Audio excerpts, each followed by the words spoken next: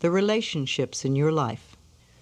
The most important relationship of all, the most lasting relationship I will ever have, is the relationship I have with myself. All other relationships come and go. Even marriages that last until death do us part end eventually. The one person I am with forever is me. My relationship with me is eternal. So what is this relationship like? Do I wake up in the morning glad to find myself here? Am I a person I like to be with? Do I enjoy my own thoughts? Do I laugh with myself? Do I love my body? Am I content being with me? If I don't have a good relationship with myself, how can I have a good one with someone else? If I don't love myself, I will always be looking for someone to complete me, to make me happy, to fulfill my dreams. Attracting healthy relationships. Being needy is the best way to attract an unsuccessful relationship. As author Wayne Dyer says, in any relationship in which two people become one, the end result is two half people. You see, if you expect the other person to fix your life or to be your better half, you are setting yourself up for failure. You want to really be happy with who you are before you enter a relationship. You want to be happy enough so that you don't even need a relationship to be happy. Also, if you have a relationship with someone who does not love himself or herself, then it is impossible to really please that person. You will never be good enough for someone who is insecure, frustrated, jealous, self-loathing, or resentful. Too often we knock ourselves out trying to be good enough for partners who don't have any idea how to accept our love because they don't love who they are. Life is a mirror. What we attract always mirrors those qualities we have or beliefs we have about ourselves and relationships. What others feel about us is their own limited perspective of life. We must learn that life has always loved us unconditionally. Jealous people are very insecure. They don't value themselves. They have no faith in their self-worth. Jealousy is really saying, I'm not good enough, I'm not worth loving, so I know my partner is going to cheat me or leave me for someone else. This creates anger and blame. If you stay with a jealous person, then you are saying that you don't deserve a loving relationship. It's often the same thing with spousal abusers. They either grow up in a family where abuse was normal and they just continue the family pattern, or they blame the world and their partners for their own lack of self-worth. Abusers will never stop the abuse pattern unless they undergo therapy. Abusers almost always have a parent they have deep resentment towards. Forgiveness is a vital issue for them. They must understand their patterns and be willing to change. Our parents' influence. All my relationships are based on the relationships I had with my parents. I was so shocked when I first discovered this. Years ago, I'd gone to a loving relationship workshop conducted by Sandra Ray, expecting to learn how to attract a loving relationship. I was so dismayed when I learned that we were going to work on our relationships with our parents. By the end of the workshop, though, I learned that the reason I had so many problems in my personal relationships was because of the very difficult childhood I had. The abuses my mother and I had endured, the abandonment and lovelessness of my childhood, it had all transferred itself into my current relationships. No wonder I attracted abusive men. No wonder they always abandoned me. No wonder I always felt unloved and unwanted. No wonder I always seemed to have bosses that frightened me. I was just living out what I had learned as a child. That was a very important workshop for me. I released a great deal of resentment and learned to work on forgiveness. The relationship with myself improved enormously, and never again did I attract an abusive man. So rather than wasting our time saying men are no good or women are no good, let's look into the relationships we had with our parents or that our parents had between each other. For example, what are your current complaints about the men or women in your life? Think about how you would fill in these blanks. He never. He always. She never. She always. Men won't. Women won't. Is this the way your mother or father behaved toward you? Did your mother treat your father this way? Or does this describe the way your father treated your mother? How was love expressed in your home when you were a child? You may have to reach back into your childhood relationship with your father or mother to resolve deep-seated fears surrounding a relationship. Ask yourself, what do I have to give up to be in a relationship? How do I lose me when I'm in a relationship? What messages did I receive as a child that created a belief in me that relationships are painful? Affirm the love for yourself. Perhaps you have a very difficult time setting limits, and people tend to take advantage of you. You may be sending out a message that says, I do not value and respect myself. It's okay to abuse me and take advantage of me. But this does not have to be true for you any longer. Begin today to affirm your love and your respect for yourself. Look into a mirror frequently and tell yourself, I love you. As simple as this sounds, it's a very powerful healing affirmation. As you grow in self-love, your relationships will begin to reflect this love and respect as well. You may wish to consider joining a support group such as Codependence Anonymous or Al-Anon. These are wonderful groups that will assist you in establishing boundaries in your relationships and help you reconnect with the self-love and respect that is within you. Check your local phone directory for a group near you. It pleases me to notice that self-help groups are becoming the new social norm. People getting together with similar problems, working on solutions. If you meet someone at one of these groups, you know that while they may have some problems, they are working to improve the quality of their lives. I believe that we have comfort zones in our relationships with others. These comfort zones form when we are very small. If our parents treated us with love and respect, then we associate this type of treatment with being loved. If, as is the case for many of us, our parents were unable to treat us with love and respect, then we learn to be comfortable with this lack. In an effort to get our needs met, to feel loved and cared for, we associate being treated badly with being loved. This becomes our pattern, and as a pattern is formed in childhood, it becomes the pattern we use unconsciously in all our relationships. This belief pattern that being treated badly equals love knows no gender bias. I believe that this type of dysfunctional pattern is more widely recognized in women because culturally, women are encouraged to express vulnerability and are thus more willing to admit when their lives are not working. This is changing, however, as more and more men become willing to reconnect with their vulnerability. Women Who Love Too Much by Robin Norwood is an excellent relationship book, and I also recommend the audio cassette album Making Relationships Work by Barbara DeAngelis. An affirmation for all of us is, I open my heart to love and I am safe.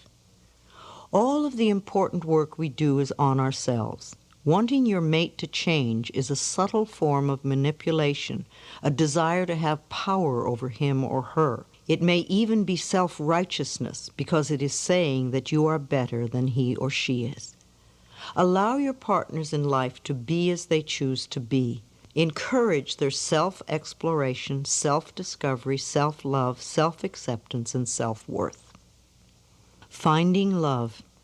If you are looking for a mate, I suggest that you make a list of all the qualities you would like this person to have. And do go beyond tall, dark, and handsome, or cute, blonde, and pretty. List all the qualities you want. Then review this list and see how many of these qualities you possess. Are you willing to develop the ones you don't have? Then also ask yourself what it is within you that could be denying or delaying the attraction of this person to you. Are you willing to change those beliefs? Is there still a part of you that believes you are unlovable or unworthy of love? Is there a habit or belief you have that pushes love away? Is there a part of you that says, I don't ever want to have a marriage like my parents, therefore I won't fall in love? Perhaps you have feelings of isolation. It is very difficult to feel connected to others when, for the most part, we are disconnected from our own selves. In this case, you need to really focus some quality time on yourself right now. Become your own best friend. Rediscover what makes you happy, what you love to do. Pamper and spoil yourself. So often we look to others to make us feel loved and connected, when all they can do is mirror our own relationship with ourselves. What do you think you deserve in an intimate relationship? When we are coming from a place of feeling we can never get what we really want, it usually means our belief system supports not deserving. Is this what you truly believe about yourself? That you can't have what you truly want? This particular mental pattern no longer needs to be true for you. You can begin to make a change today. Make a few lists, such as what I believe about men, women, love, marriage, commitment, fidelity, trust, and children. These lists will show you any negative beliefs you need to change. You may be surprised by some of the messages that are hidden in your consciousness. Clean them out, and you may be delighted to see how different your next relationship is.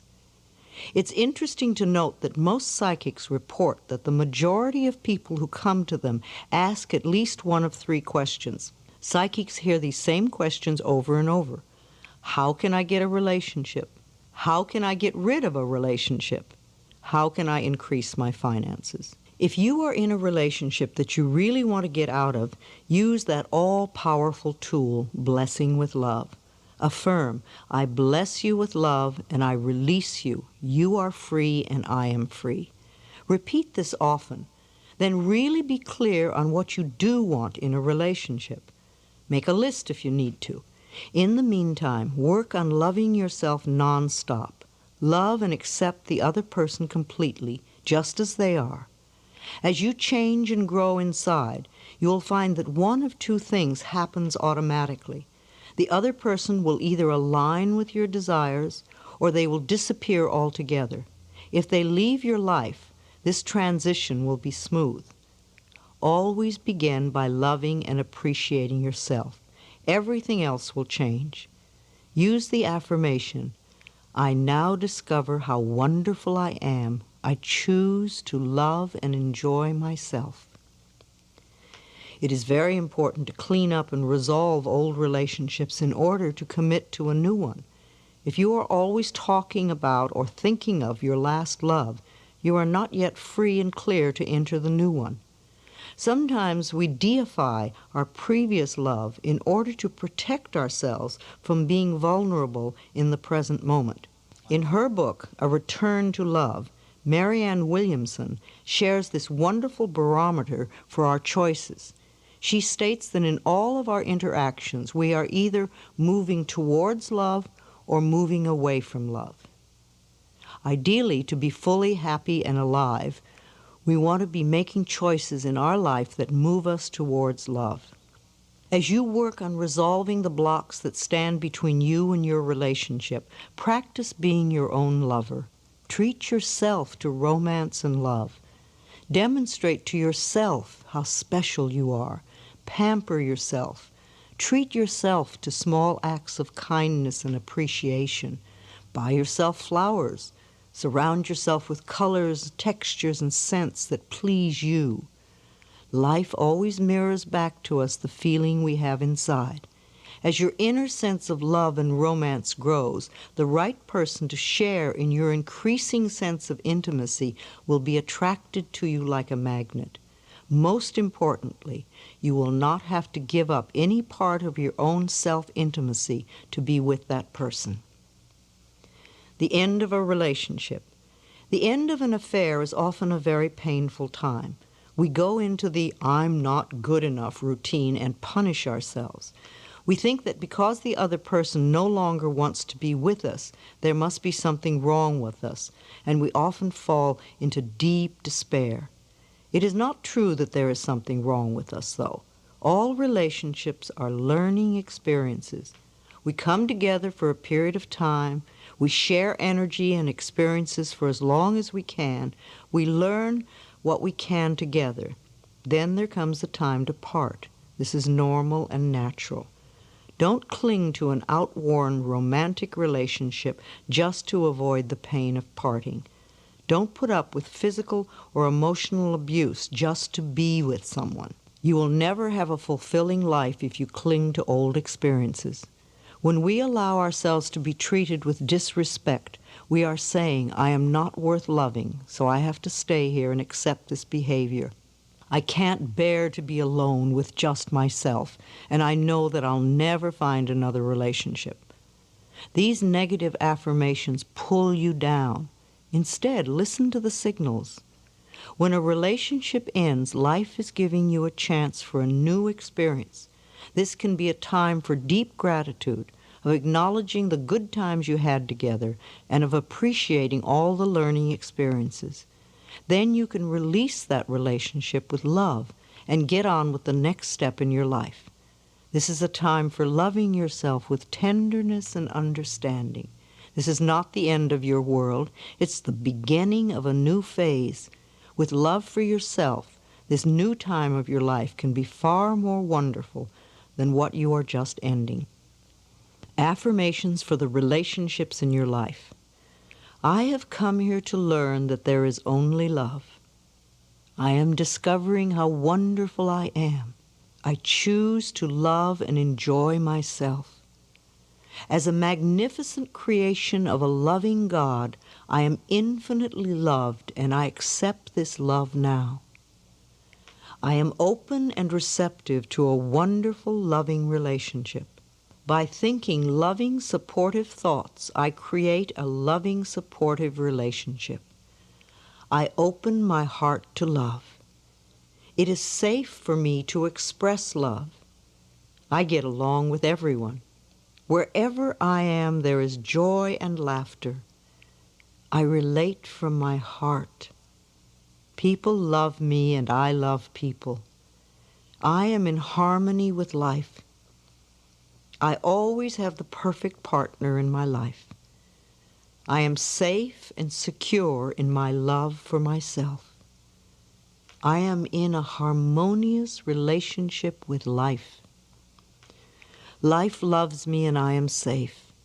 I envelop everyone in my life in a circle of love, no matter if they are male or female. I include my friends, my loved ones, my co-workers, and everyone from my past. I affirm that I have wonderful, harmonious relationships with everyone, where there is mutual respect and caring on both sides. I live with dignity and peace and joy. I expand my circle of love to envelop the entire planet, and this love comes back to me multiplied. Within me there is unconditional love, and I express it to everyone. My unconditional love includes me, for I know I am worth loving. I love and appreciate myself, and so it is.